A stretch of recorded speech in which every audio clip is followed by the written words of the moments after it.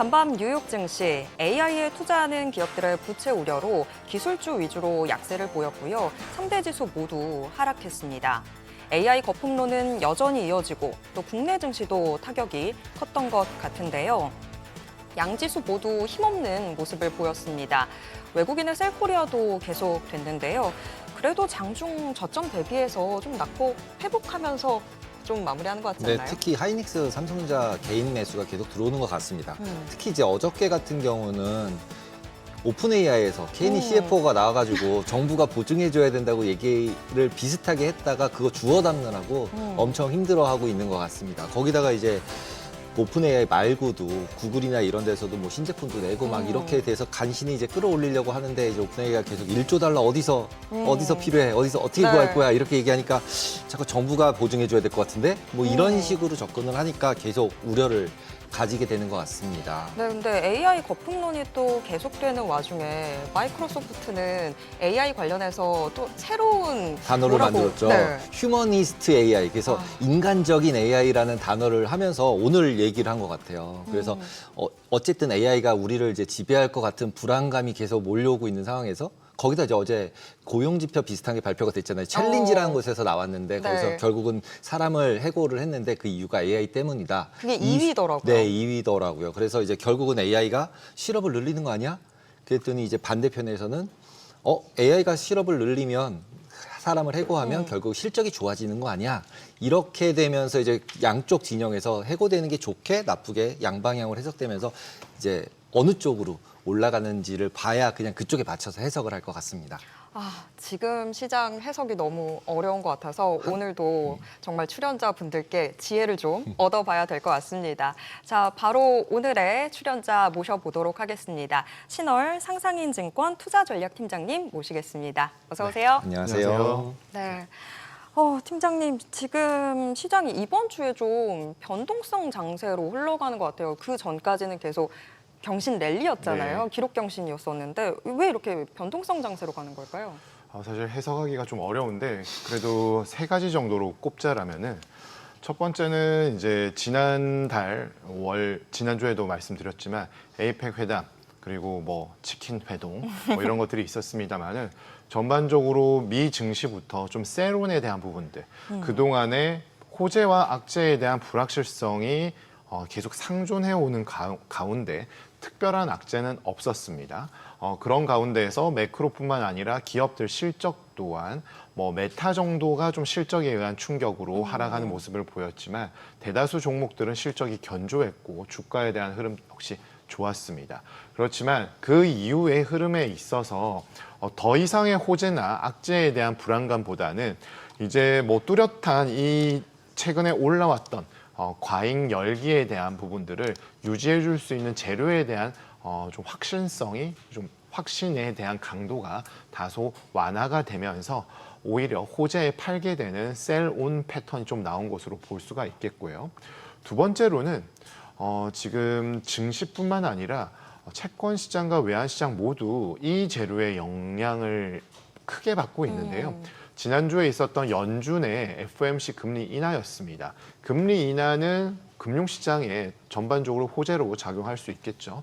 그렇지만 12월 금리 인하에 대한 불확실성이 상당히 커진 부분들이 매크로 단에서 그동안의 선반영을 통해서 자산시장의 가격 방향성을 잡았던 것에 대한 변동성을 자극하면서 그동안의 감내 가능한 변동성에서 좀 그 스윙폭이 좀 커져 있다라고 볼 수가 있겠습니다. 세 번째로는 이제 투자자들의 패턴에 대한 부분을 좀 볼 수가 있겠는데요. 그간에는 전반적으로 안전자산과 위험자산에 대한 동반 상승에 대한 부분들을 가져왔었죠. 그런데 지금은 그러한 패턴들이 계속 유지될 수 있을까에 대한 고민들을 좀 하고 있습니다. 10월 말부터 금 가격이 이제 더 이상의 상승세를 멈추고 좀 제어가 되는 동시에 채권 시장에서 미 국채에 대한 금리가 오히려 하락을 하면서 안전자산에 대한 선호 심리가 좀 커진 것이 아닌가라는 생각들을 할 수가 있었습니다. 그런 가운데 미 증시는 AI발 종목과 업종의 힘으로 좀 올라오는 측면들이 있었는데요. 그런 측면들에서 이제 최근 들어서 위험자산과 안전자산 사이에서 갈팡질팡하는 투자자들의 패턴이 있다 보니까 추가적인 전반적인 증시의 상승 모멘텀을 찾기가 좀 어려운 상황에 직면해 있고 1, 2, 3번의 재료를 또 혼재해서 국내 증시를 결부를 시켜 본다라면은 그 누가 삼성전자와 하이닉스의 뭐 반도체, 레거시 반도체에 대해서 부정적으로 보겠습니다만은 이는 어떻게 보면은 외국인들의 좀 플레이 그라운드가 아닌가라는 생각들과 함께 타 업종에 대한 부담감이 커졌는데 거기에 대한 가장 큰 이유는 아무래도 외환 시장에 대한 변동성, 국내 전반적인 경제, 정치, 정책에 대한 고민들이 좀 커져 있고 좀 전에도 한번 말씀드린 것처럼 최근 금리 시장의 채권 시장의 금리의 상승 압력이 워낙 가파른 상황에 있기 때문에 국내에 있어서도 한국은행의 추가 금리 인하 가능성이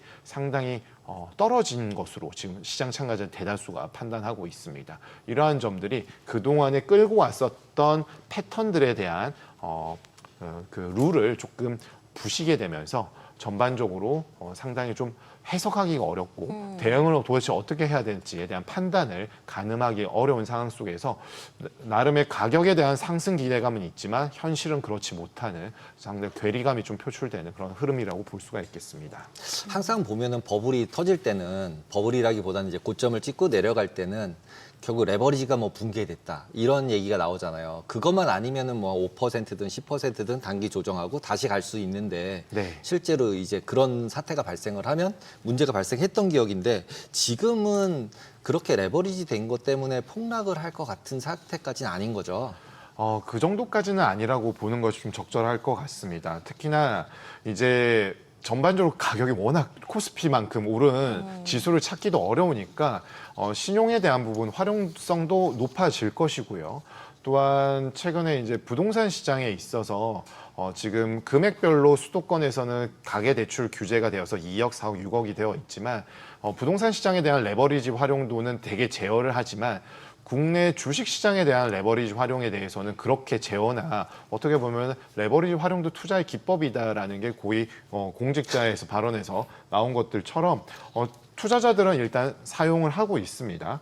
그래서 신용거래 용자가 한 달 만에 한 2조 정도 늘게 되면서 26조 원 가까이 되어 있는 상황이 있고 거기에 레버리지뿐만 아니라 금융 투자 시장에 돈이 들어올 수 있는 풀이라고 할 수 있는 예탁금 역시나 약 90조 정도 가까이 늘어난 상황에 있기 때문에 투자자들은 증시를 바라보는 긍정적인 시각은 여전히 유효하다라고 볼 수가 있겠습니다. 언제든지 들어와서 좀 더 수익을 내고 싶어 하고 증시를 바라보는 시선은 과거와는 상당히 좀 달라져 있다라고 볼 수가 있겠습니다.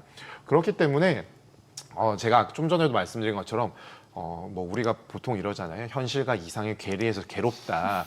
이러한 부분들이 이제 투자자들의 마음이 좀 바뀌어서 더 적극적으로 하고 싶은 상황에서 매크로 흐름과 전반적으로 정책의 한 사이클이 좀 마무리되어가는 국면 속에서 갈팡질팡하는 모습들이 국내 금융시장, 특히 증시에서 좀 나타나는 것이 아닌가라고 보여지고 다만 여기에서 조금 더 펌핑이 되거나 뭔가 힘을 얻기 위해서는 그동안의 외국인 주도로 전기전자에서 삼성과 하이닉스 그리고 외국인 지분이 많으면서 상법 개정하는 동안 주주 친화적인 스탠스가 나온 지주사, 금융업종들 이외의 업종에서 꾸준한 이익의 컨센서스가 확인이 되고 좀 더 확장이 될 필요가 있겠습니다. 그렇지만 최근 단기간 내에 지수의 상승률을 비트하는 종목들은 4개 정도밖에 없고 20개 이상이 종목 지수보다 상승률보다 떨어져 있다라는 것들은 그만큼 편중되어 있는 종목, 업종에 대한 부분들이 있기 때문에 이렇게 장이 흔들릴 때는 더 많은 투자자들이 나의 종목과 포트가 더 흔들리는 듯한 그런 느낌을 받을 수밖에 없겠고요. 그나마 이제 11월 말에 한국은행 금통위가 예정되어 있는데 금리 인하에 대한 가능성이 좀 더 높아진다라면은 그래도 긴축보다는 유동성의 공급에 대한 신호를 받을 수 있는데 지금은 외환 시장에서 오늘 원달러 환율이 1,455원 내외에 지금 형성이 되어 있고 채권 시장에서는 부동산과 외환 시장의 금융 불안정 요인으로 인해서 금리 동결 가능성을 높게 점치다 보니까 상당히 불안한 흐름들이 나오고 있습니다. 다만 주식 시장뿐만 아니라 기관 투자자의 영역이라 할 수 있는 채권 시장에서 레포 펀드 관련된 부분들, 그러니까 RP 매도를 통해서 자금을 땡겨서 좀 더 수익이 높은 이런 투자 패턴을 하는 곳에서 지금은 상당히 지금 경색 흐름이 나오고 있고, 어떻게 보면 지금 거래가 거의 되지 않는 모습들은 연말의 흐름과 같이 결부되어 있는데, 이는 증시와 채권, 유가증권 시장에서 모두 공이 나타날 수 있는 현상들입니다. 즉 유동성에 근거해서 좀 더 적극적인 투자 패턴을 통해서 수익률을 높이기 위했는데, 뭔가 지금 주식이든 채권이든 각각의 재료는 좀 상이하지만 그러한 흐름들에 제동이 걸리면서 나의 전략 전술이 좀 통하지 않는 듯한 느낌, 이런 부분 불가피할 것이고, 우리 가격에서도 지금 확인을 하고 있는 흐름들이 나타나고 있습니다. 실제로 지금 유동성 말씀하셨는데 미국에서도 계속 그 레포 잔고가 너무 이제 레포를 하고서 돈 빌리는 게 너무 많아졌어. 돈이 없다는 얘기야. 이런 거를 네. 계속 얘기를 하고 있잖아요. 네. 우리나라도 마찬가지인 상황이라는 거네요. 근데 이제 거꾸로 얘기를 하면 이게 끝나고 나면 지금 그 유동성 왜 없어졌어? 이렇게 얘기했더니 이제 셧다운 때문에 그래. 그래서 네. 셧다운만 풀리면 돈이 확 풀릴 거야. 몇백 조가 풀릴 거야. 그 다음에 또 한 가지는 12월 초면은 어쨌든 QT도 끝나니까 네. 그러면 그때가 랠리가 생기지 않을까라고 기대를 하면서 뭔가를 좀 사보려고 그랬던 사람들을 완전 이제 그거 아니야라는 식으로 막 가격을 너무 빼니까 네. 미국이나 뭐 우리나 그러면 이럴 때 오히려 줍줍을 해야 되는지 저가 매수를 해야 되는지 아니면은 아니다 그때 걸 다시 돌이켜보고 지금이 이제 오히려 AI가 이제 좀 다운되는 네. 이런 턴이다라고 보고 좀 포지션을 줄여야 될지 네. 고민이 되는데 어떻게 하는 게 좋을까요? 일단 미 증시와 국내 증시는 조금 차별적인 흐름들이 좀 필요하지 않을까 싶습니다. 국내는 유동성에 대한 부분들이 아주 완화적으로 풀린 것은 아니지만 M2 광해 통화의 21세기 연평균 증감률은 약 7.5% 내외로 볼 수 있습니다. 그리고 금리 인하가 된 지 이제 2년 가까이 되고 있는 흐름들의 폭은 제한적이었지만 그래도 해왔고요.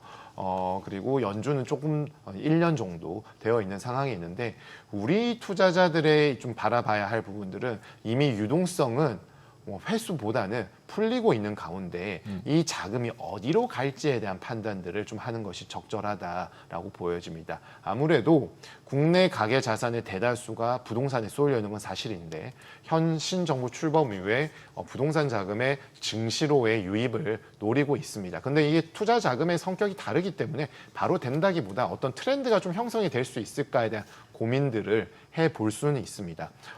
그 측면에서 본다라면은 유동성에 기인한 어떤 증시의 가격 상승을 기대하기보다는 결국에는 국내 경제 펀더멘탈에 기반한 탑다운과 기업 이익의 실적의 개선을 통한 바텀업이 좀 같이 상존을 했을 때 증시의 추가 랠리에 대한 좀 부담감이 좀 경감이 될 것으로 판단을 할 수 있습니다. 분명한 것은 영업이익 컨센서스는 좀 더 내려갔다가 올라오는 상황에 있기 때문에 긍정적이라고 볼 수가 있고, 그러한 측면에서 밸류에이션에 대한 측면들이 좀 더 개선이 된다라면은 최근에 증권사들 상당히 연간 전망 시즌이거든요. 네.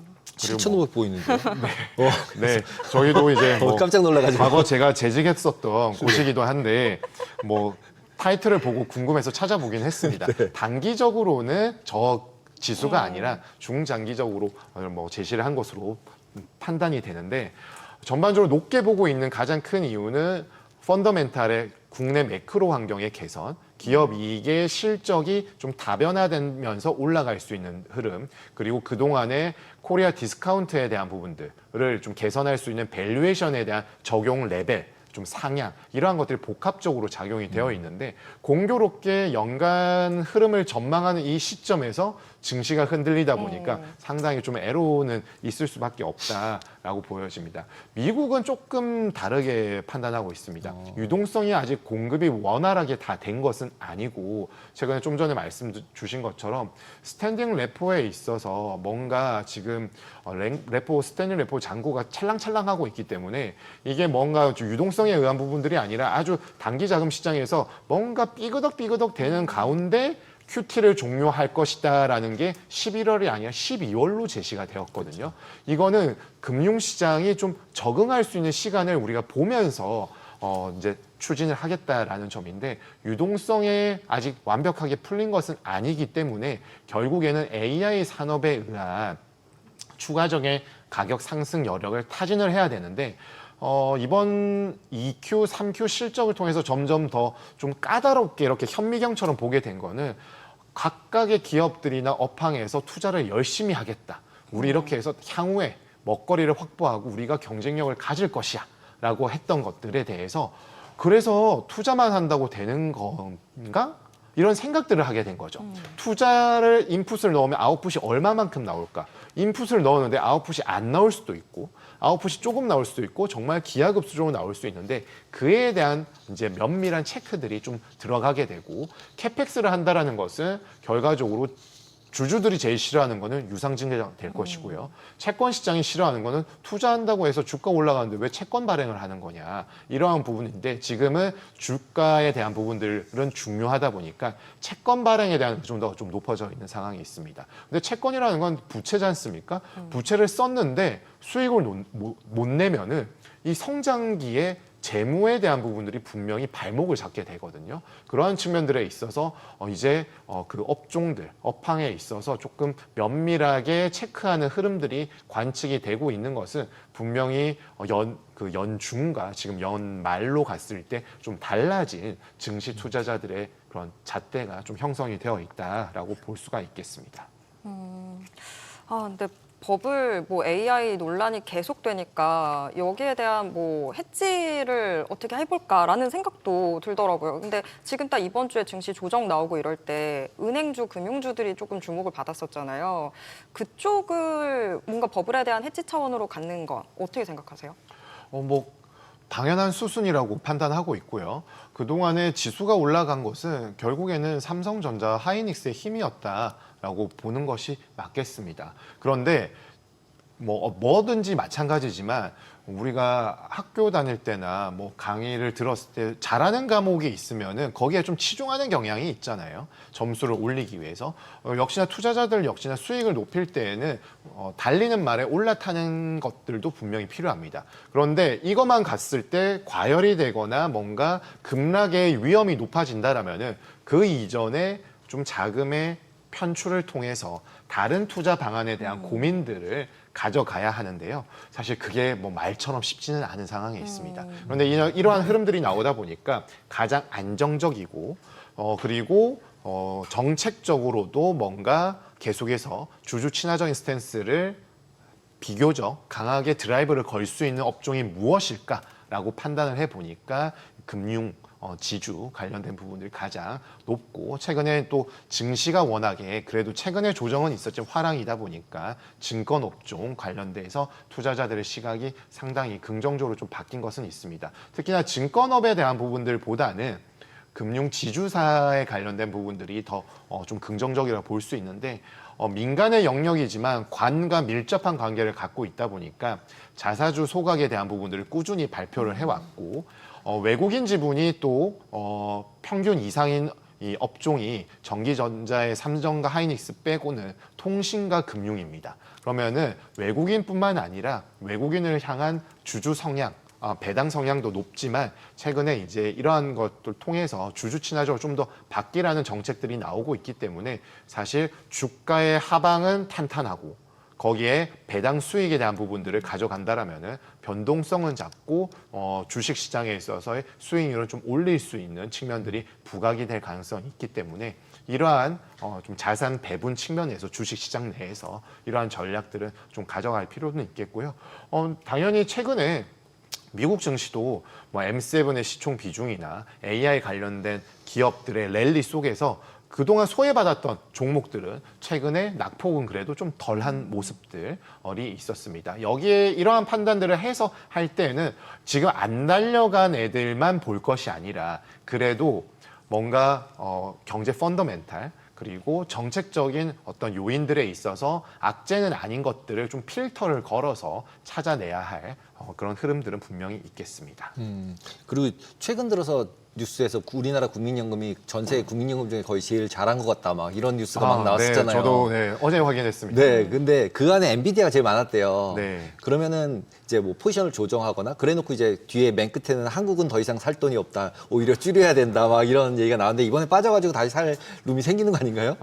일단 그 뭐 전략적 자산 배분뿐만 아니라 전술에 대한 부분들을 단기로 가져가다 보니까 연기금과 기관 투자자들의 고민은 워낙에 코스피가 많이 오른 상황 속에서 그 비중을 오버하게 되면은 더 간다라고 예측을 한다고 하더라도 이게 뭐 주식이 무조건 가니까 주식만 해야 되는 것들이 아닌 것이 이 자산 배분을 통한 기금의 운용 철학과 방향성이기 때문에 사실 조금 고민스러운 측면들은 있습니다.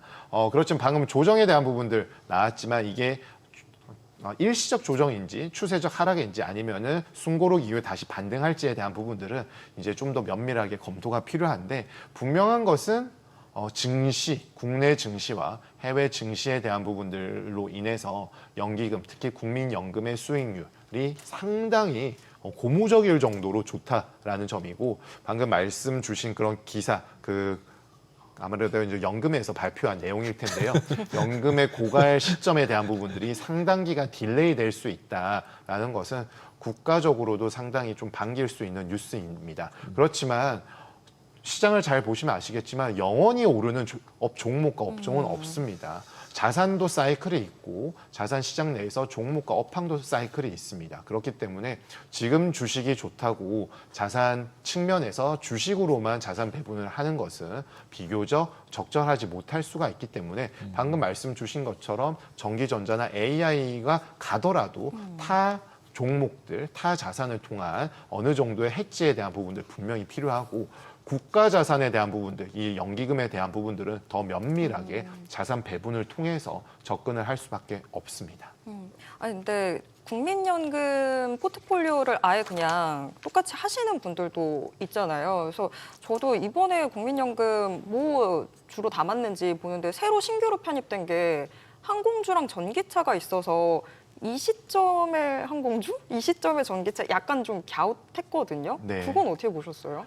사실 그 주식 운용 부서에 그런 측면들이 분명히 뭐 저평가에 대한 부분들 그리고 나머지 좀 이제 업종별로도 포트를 좀 채워야 하는 측면들이 있기 때문에 사실 지금 상황에서 시장의 트렌드에서 이게 적절하냐라는 판단을 의구심을 가질 수는 있습니다만은 이거는 뭐 분명히 좀 더 큰 틀에서 접근하는 가능성이 높다라고 보여지고 뭐 이 업종을 비우고 갈 수는 없는 노릇이기 때문에 최근에 그러한 부분들이 좀 눈에 띈 것이 아닐까라고 저는 생각해 봅니다. 조금 더 크게 보면은 이제 어저께 같은 경우 미국에서 이제 고용 데이터 안 나오는데 이제 민간 기업에서 나온 데이터에서 결국 AI 때문에 결국 실업이 계속 늘어나고 있다. 그리고 코스트 커팅, 그러니까 이제 비용 절감 때문에 줄이고 있다. 이러니까 미국 다시 경기 둔화라고 그러고 계속 간다 그랬는데 침체나 아니면 우려하는 쪽으로 가는 거 아니야? 그러면서 이제 어제 미국도 빠졌고 그거에 따라서 이제 우리나라도 같이 빠진 것 같은데 결국 이거는 일시적이라고 봐야 될까요? 아니면 이게 진짜로 추세적으로 침체 쪽으로 고용이 진짜 나빠진다 그러면은 조금 문제가 되잖아요. AI도 네. 문제가 되고 그건 어떻게 보세요? 사실 이거는 코에 걸면 코걸이, 귀에 걸면 귀걸이인 문제입니다.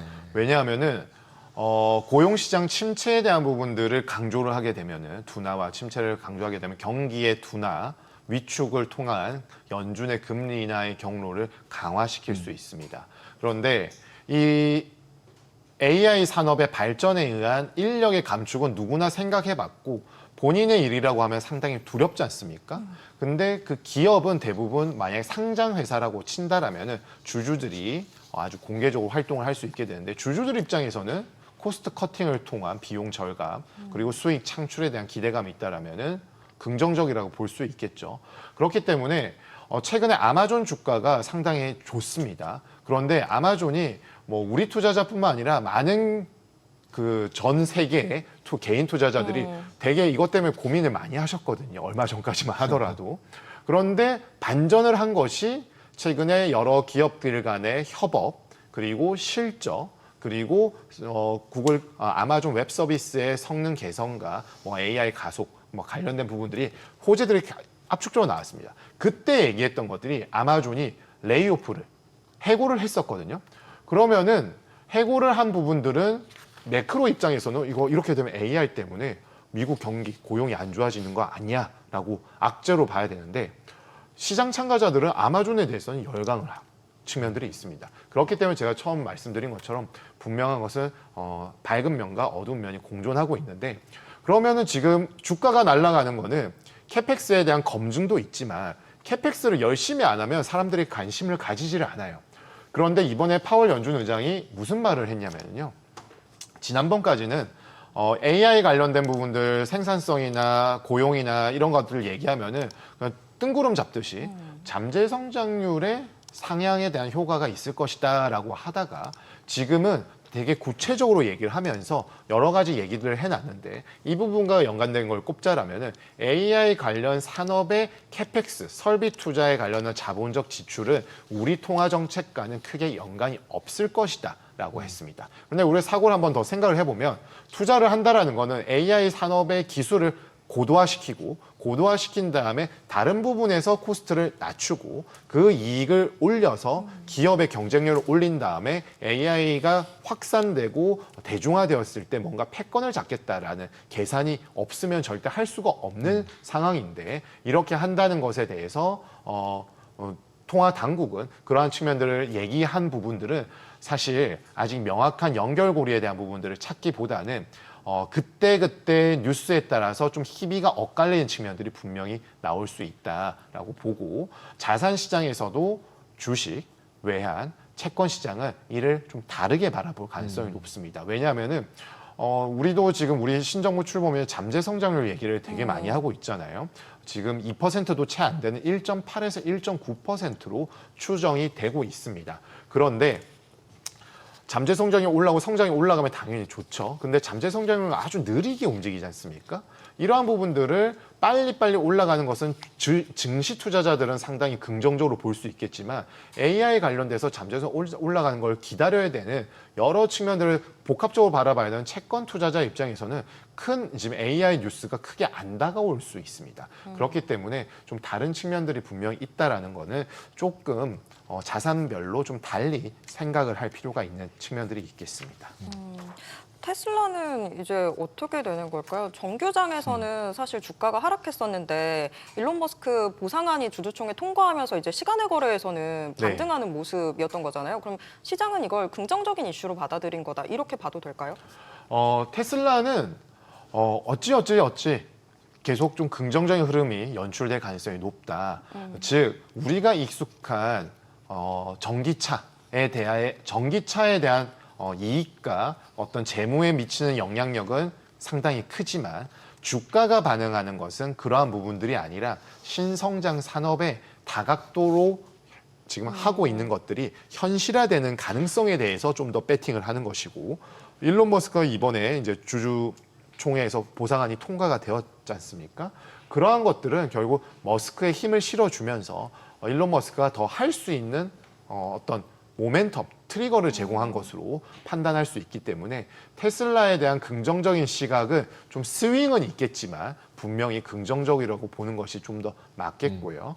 그런 측면들에서 본다라면은 이번 통과안도 연금은 찬성을 했었고 노르웨이 국부펀드나 일부 투자자들의 기관 투자자들은 반대를 했지만 압도적으로 통과가 되었다라는 점은 그만큼 테슬라에 있어서는 일론 머스크의 영향력, 중요성은 이번에도 한 번 더 입증이 되었고 여름에 제가 나왔을 때 항상 테슬라 질문을 주셨는데요. 그때는 이 오너 리스크에 대해서 되게 이렇게 민감할 때였습니다. 그런데 이제 정부 일을 그만두고 본인의 일 터전으로 갔지 않습니까? 그 이후에는 그런 이슈가 좀 상당히 많이 잠잠해져 있거든요. 그런 측면들을 본다라면은 그 이외의 측면들을 본다고 하더라도 좀 더 긍정적인 측면이 더 많은 것으로 해석이 가능하지 않을까라고 생각합니다. 이제 더 이상 정치에 한눈 팔지 않았으면 하는 그런 바람들이 반영된 것 같네요. 네, 오늘 말씀 여기까지 듣겠습니다. 고맙습니다.